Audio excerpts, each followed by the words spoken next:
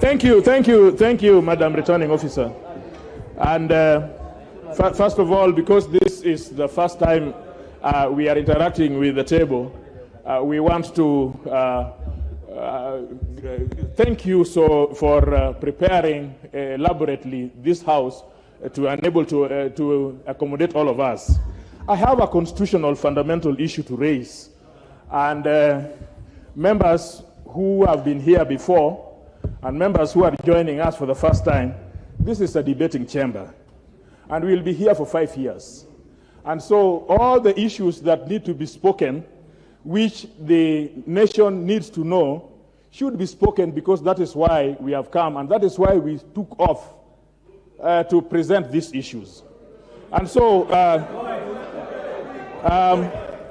I raise a constitutional fundamental issue on the candidate on the table, which is number 4, Honorable Senator Moses Wetangula, touching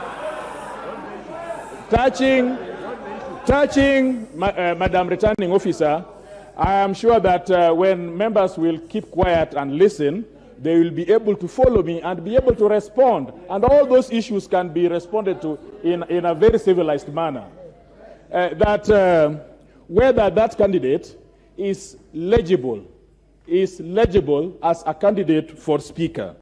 Madam Returning Officer, under the Constitution, Article 103, as read with Article 106, mandates that a person is qualified if that person is not a member of this House, and if he's a member of the other House, he has submitted his resignation to the Speaker. No, just give me time. You are an old man. You are an old man. No, don't say so. Use parliamentary words to me. Now, Madam Returning Officer, as much as I've been able to check out, the member who is number 4 is actually an elected senator of the other House. Now, if he is elected member of the other House, he ought to have presented this resignation to the Speaker.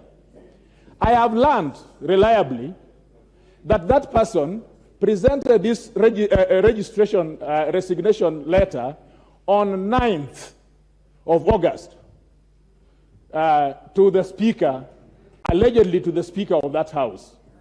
Now, if you look at Article 10, when you look at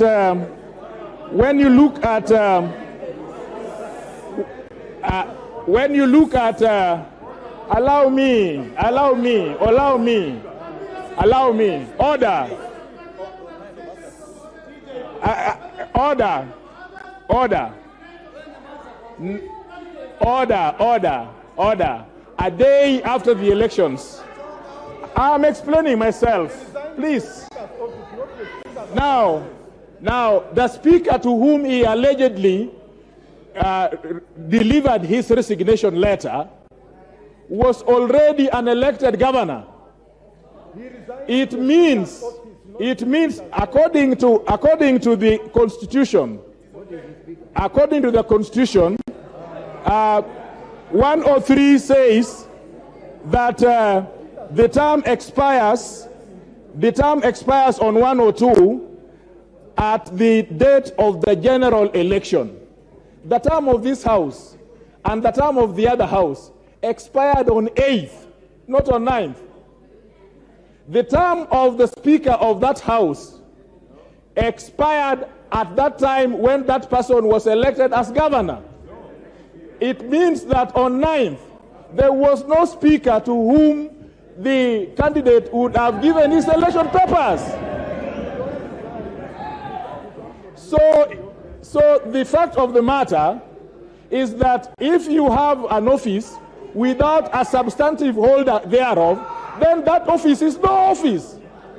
So if, as I am reliably informed, that he tendered his resignation to an office without the substantive member being, the substantive holder of that office being validly in that office, then he resigned to no speaker. I ask you, Madam Returning Officer, because this is a very, it is not, no, he's a returning officer. By law, he's a returning officer. That is what he is. Yes? This is an issue which is not only important to us, but important to all those other candidates who have a valid, some of them who are not in this house, who have a valid responsibility to ask. The last one, and this may draw a lot of protestation from somebody who does not like my thinking, and in this house, we must not like each other's thinking. The same person that is the candidate, there is a valid resolution of this house. There is a valid resolution of this house, which in record, saying that that particular person is not eligible to hold a public office in Kenya. Madam Returning Officer, this is a house of records. This is a house of records. There is a resolution of this house, passed by this house, implementable by this house, that the person should not hold a public office arising out of matters concerning integrity. So in both those grounds, I ask you, Returning Officer, to find that one Moses Wetangula is not eligible to be a candidate for the Speaker of this House. I thank you so much. Speaking in this House is very easy.